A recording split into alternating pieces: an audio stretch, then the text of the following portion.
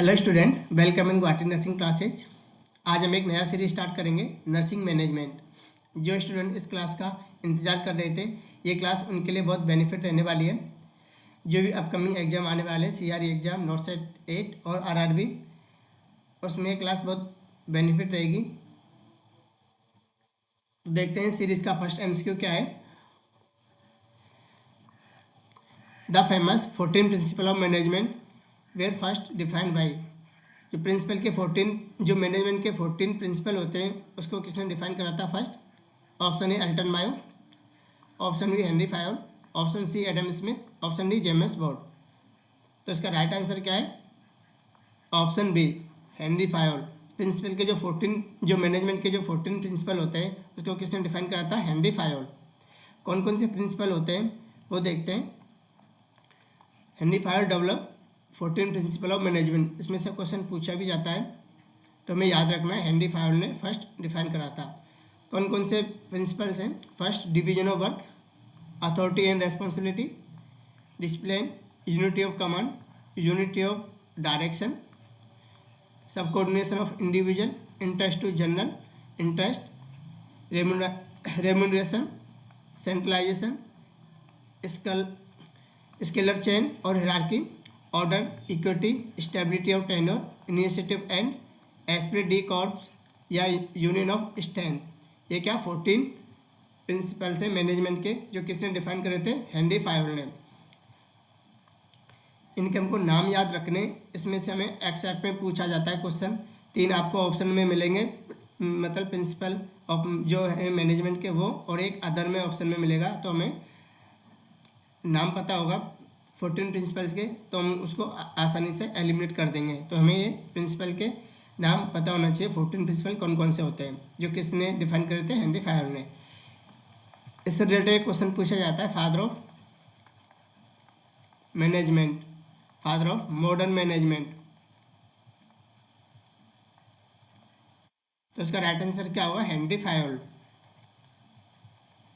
Henry फायोल। जो modern management होता है, उसको जो उसका फादर होता है वो कौन होता है? हेनरी फायोल। नॉट सेट में एक क्वेश्चन पूछा गया था, जो father of scientific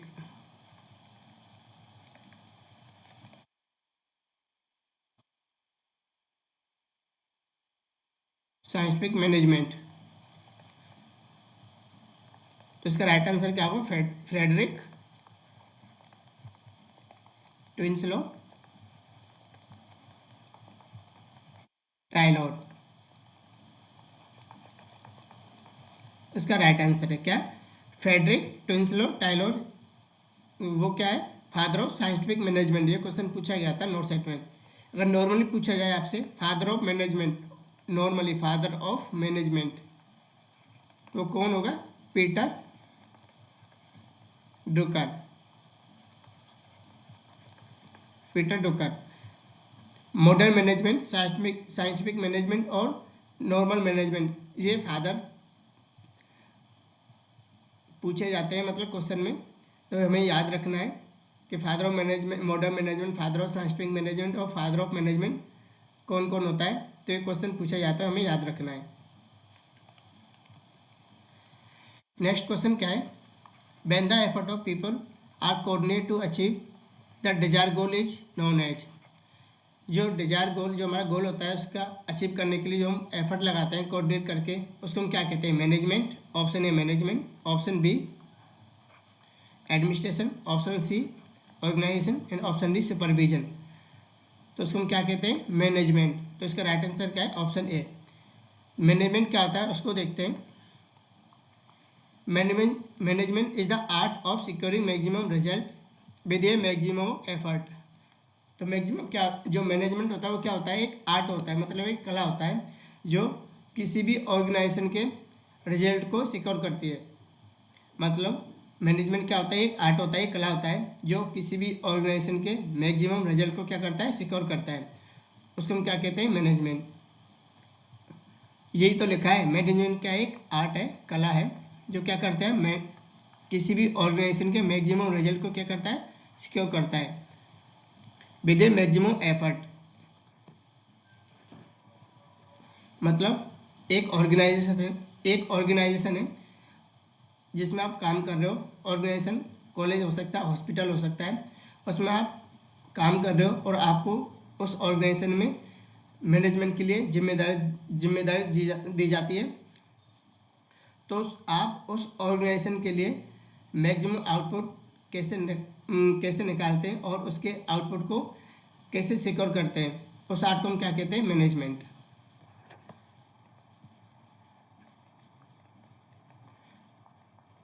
So as to secure maximum prosperity and happiness for both employer and employee and give the best public services, best possible services. मतलब एक ऑर्गेनाइजेशन है, आप उसमें एज ए मैनेजमेंट काम कर रहे हैं, उस ऑर्गेनाइजेशन के लिए आप मैक्सिमम एफर्ट लगा के उस ऑर्गेनाइजेशन के मैक्सिमम रिजल्ट निकालना, उसके ऑर्गेनाइजेशन के लिए उसके ग्रोथ को इंक्रीज करना और उसको सिक्योर करना। जो ये आर्ट होता है उसको हम क्या कहते हैं, मैनेजमेंट कहते हैं, ताकि दोनों को प्रॉस्पेरिटी और हैप्पीनेस मिल सके। दोनों को एम्प्लॉयर और एम्प्लॉय, एम्प्लॉयर मतलब मालिक और एम्प्लॉय क्या होता है, जो उस ऑर्गेनाइजेशन में काम कर रहे हैं, स्टाफ या वर्कर जो भी उस ऑर्गेनाइजेशन में काम कर रहे हैं, दोनों को प्रॉस्पेरिटी और हैप्पीनेस मिल सके। मतलब मैं बोल सकता हूँ एक ऑर्गेनाइजेशन है उस ऑर्गेनाइजेशन में आप उस ऑर्गेनाइजेशन के लिए आप मैक्सिमम एफर्ट लगाना, उसके लिए मैक्सिमम आउटपुट देना और उसके आउटपुट को सिक्योर करना, ताकि दोनों को एम्प्लॉय को दोनों को प्रॉस्पेरिटी हैप्पीनेस मिल सके। तो उस आर्ट को हम क्या कहते हैं, मैनेजमेंट।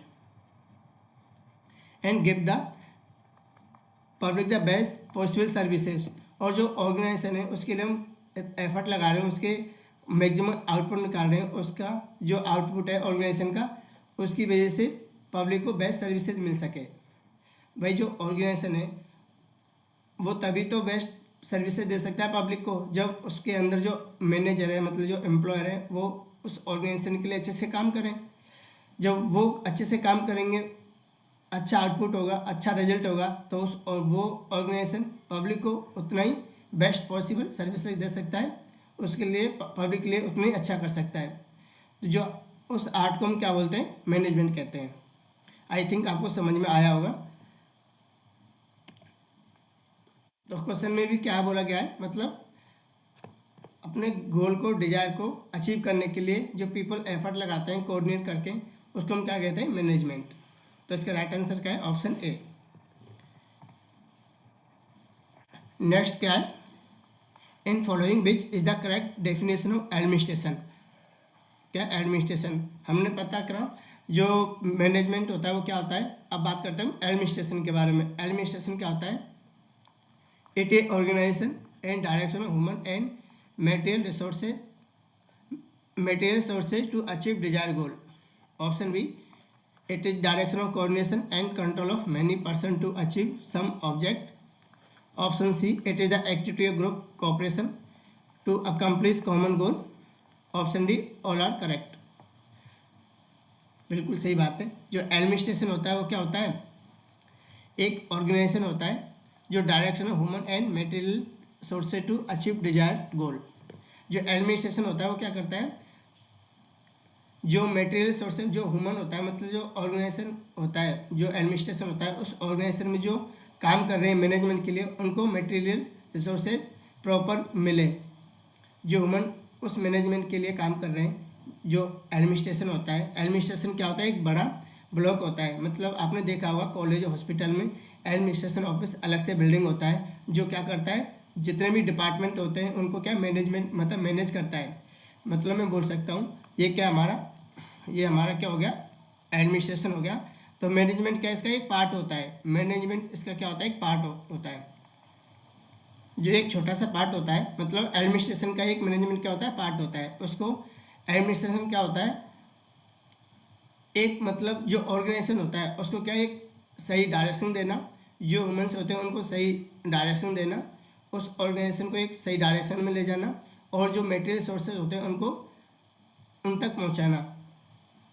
अगर हमारे पास मटेरियल मतलब सोर्सेज नहीं होंगे, सपोज कोई हॉस्पिटल है, उसके ऑर्गेनाइजेशन के लिए आप जिम्मेदार, मतलब रेस्पॉन्सिबिलिटी हो, अगर आप उस हॉस्पिटल के लिए प्रॉपर सोर्सेज नहीं ले पाओगे तो उसको क्या तो उसका मैनेजमेंट नहीं कर पाओगे। तो जो एडमिनिस्ट्रेशन होता है वो क्या करता है, जो मटेरियल सोर्सेज होता है उसको मतलब जो मैनेजमेंट के लिए प्रॉपर एक डायरेक्शन में रखता है और एक गाइडेंस करता है, मतलब एडमिनिस्ट्रेशन, जिससे क्या है मैनेजमेंट उसका बना रहे। जो एडमिनिस्ट्रेशन होता है एक बड़ी मतलब अथॉरिटी होती है जो क्या करती है मटेरियल सोर्स को अचीव करने के लिए, मतलब जो गोल होता है हमारा उसको अचीव करने के लिए प्रॉपर मटेरियल रिसोर्सेज रखता है और एक सही डायरेक्शन में उसको फॉलो करता है ऑर्गेनाइजेशन को। और क्या करता है direction and coordination and control many person to achieve some object. मतलब जो हमारा एडमिनिस्ट्रेशन है वो एक गोल को अचीव करने के लिए मतलब पर्सन को क्या है कंट्रोल करेगा, जो उनकी रेस्पॉन्सिबिलिटी है उनको क्या मेंटेन करके रखेगा और एक दूसरे में कोऑर्डिनेशन बना के रखेगा। मान लो अगर एडमिनिस्ट्रेशन अगर रिसोर्सेज अगर कोऑर्डिनेशन एक डायरेक्शन में नहीं हो तो क्या मैनेजमेंट हो पाएगा, बिल्कुल नहीं हो पाएगा।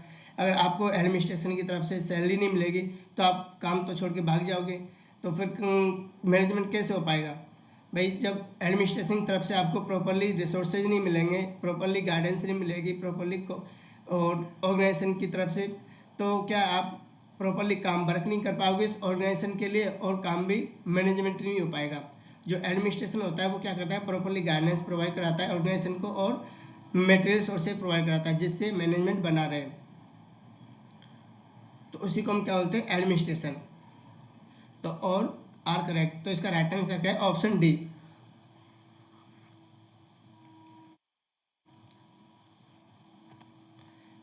नेक्स्ट क्वेश्चन क्या है मैनेजमेंट रिलेटेड टू, मैनेजमेंट किससे रिलेटेड है। ऑप्शन है getting the work done from the staff, forming policy and plan, executing work delegated by superior, और option D land authority.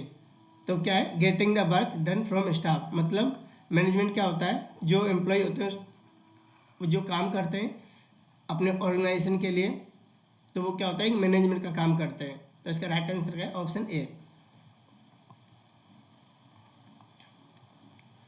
According to hold Harold Koontz management is the art होता है जो getting thing through done through and with people in a formally organise group. मतलब जो management होता है एक group होता है जिस और पीपल का ग्रुप होता है जो किसी ऑर्गेनाइज के लिए काम करते हैं, तो उसको हम क्या बोलते हैं मैनेजमेंट।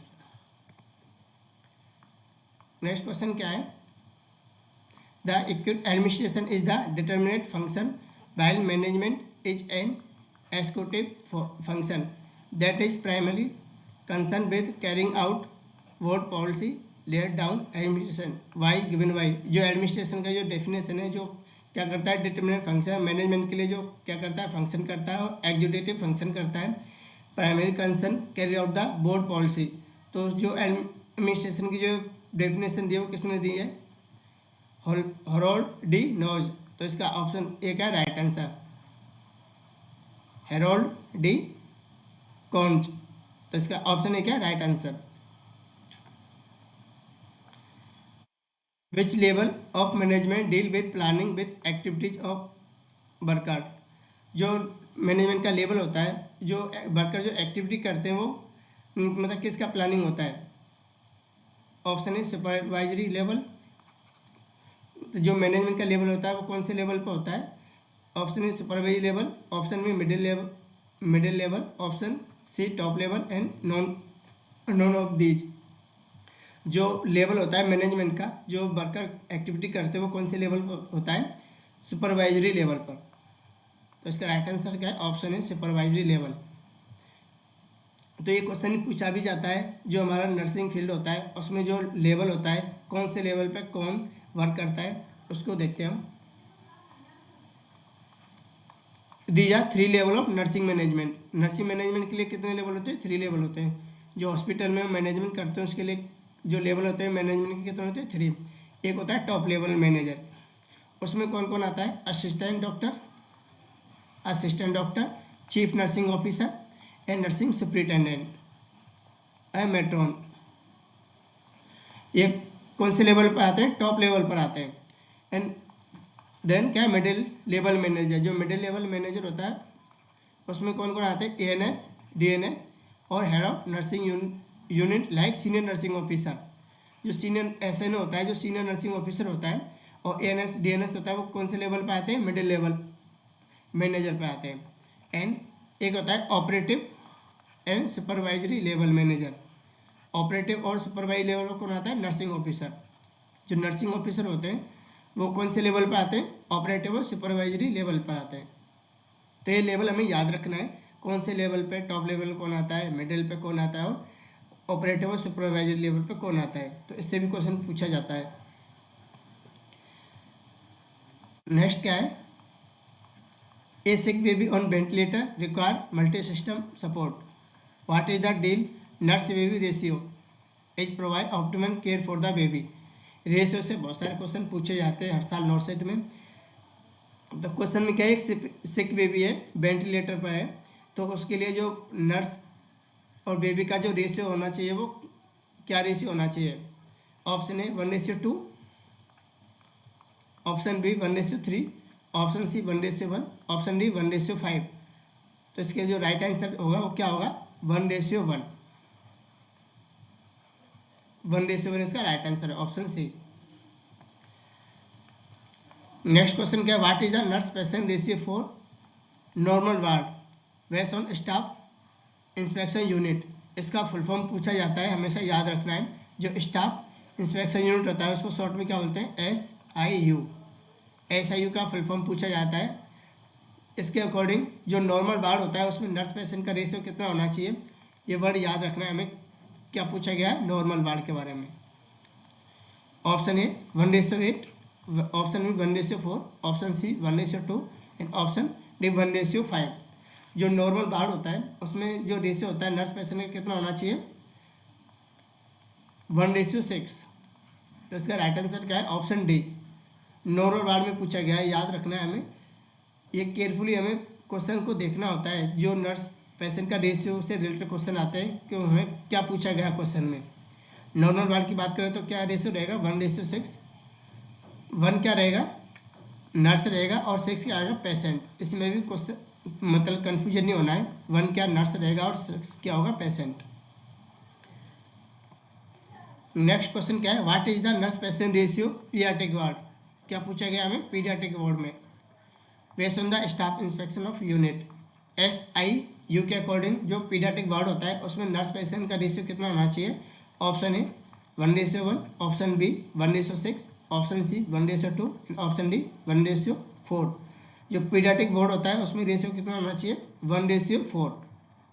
तो इसका राइट आंसर क्या है, ऑप्शन डी 1:4। किसमें, पीडियाट्रिक वार्ड में। नेक्स्ट क्वेश्चन क्या है, what is the nurse patient ratio for teaching hospital. जो टीचिंग हॉस्पिटल होते हैं उसमें नर्स पेशेंट जो रेशियो होता है वो कितना होना चाहिए। Option A 1:5, option B 1:3, option C 1:1 और ऑप्शन डी 1:2। टीचिंग हॉस्पिटल में जो नर्स पेशेंट का रेशियो होना चाहिए वो कितना होना चाहिए, 1:3। इसका राइट आंसर क्या है, ऑप्शन बी 1:3। एक क्वेश्चन भी पूछा जाता है नॉन टीचिंग हॉस्पिटल। जो नॉन टीचिंग हॉस्पिटल होते हैं उसमें नर्स पेशेंट का रेशियो कितना होना चाहिए,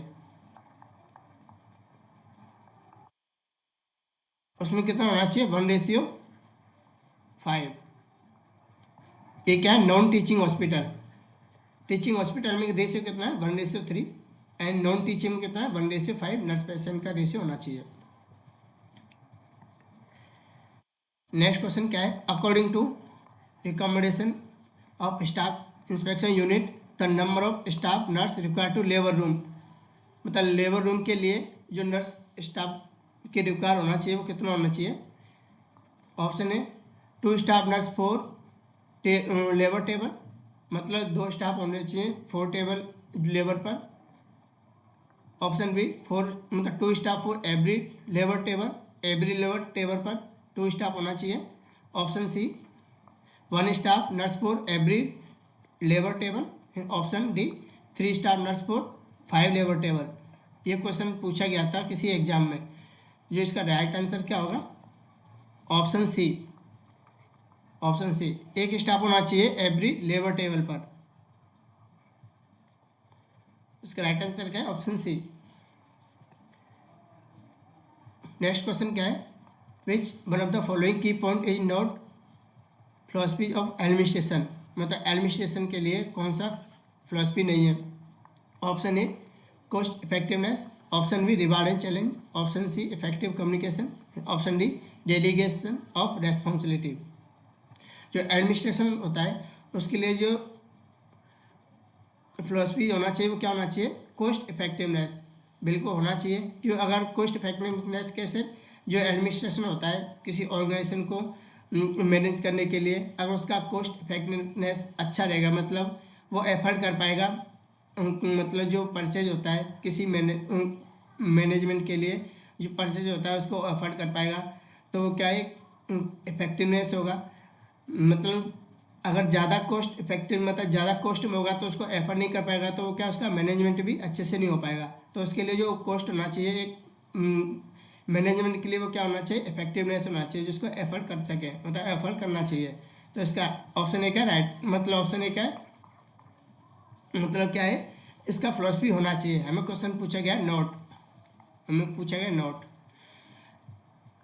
option reward and challenge, option C effective communication. बिल्कुल जो क्या है एडमिनिस्ट्रेशन के लिए हमें क्या है, कम्युनिकेशन भी क्या इफेक्टिव होना चाहिए। अगर इफेक्टिव कम्युनिकेशन नहीं होगा तो हम किसी भी ऑर्गेनाइजेशन को मतलब उसको मैनेज नहीं कर पाएंगे। और डेलीगेशन ऑफ रेस्पॉन्सिबिलिटी, और रेस्पॉन्सिबिलिटी होना ज़रूरी है किसी भी एडमिनिस्ट्रेशन के ऑर्गेनाइजेशन को चलाने के लिए, किसी एडमिनिस्ट्रेशन के लिए उसकी रेस्पॉन्सिबिलिटी भी क्या है होना ज़रूरी है। तो हम इसका राइट आंसर क्या होगा, ऑप्शन बी। मतलब हमें क्या पूछा गया नोट में, पूछा है रिवार्ड एंड चैलेंज। अगर ऐसा कुछ होता है एडमिनिस्ट्रेशन में किसी ऑर्गेनाइजेशन के लिए रिवार्ड और चैलेंज वाली कंडीशन होती है, तो ज़रूरी नहीं है कि कोई भी पर्सन जो एम्प्लॉय होता है मतलब जो एम्प्लॉय होता है उसको रिवार्ड मिले और उसको मतलब चैलेंज मिले, उसको फुलफिल करे और उसको रिवार्ड मिले। तो ज़रूरी नहीं है कि हर कोई उसको पॉसिबल कर सके। कुछ ऐसे भी एम्प्लॉय हो सकते हैं जिसके लिए चैलेंज एक्सेप्ट नहीं हो, मतलब चैलेंज पूरा नहीं हो, रिवार्ड नहीं मिले, तो वो क्या है उसको तो एडमिनिस्ट्रेशन में जो जॉब कर रहे हैं उसको तो छोड़कर चला जाएगा, वो तो मैनेज कैसे हो पाएगा वो। तो ये कंडीशन नहीं होनी चाहिए, रिवार्ड और चैलेंज वाली कंडीशन एडमिनिस्ट्रेशन के लिए। तो इसका राइट आंसर क्या है, ऑप्शन बी।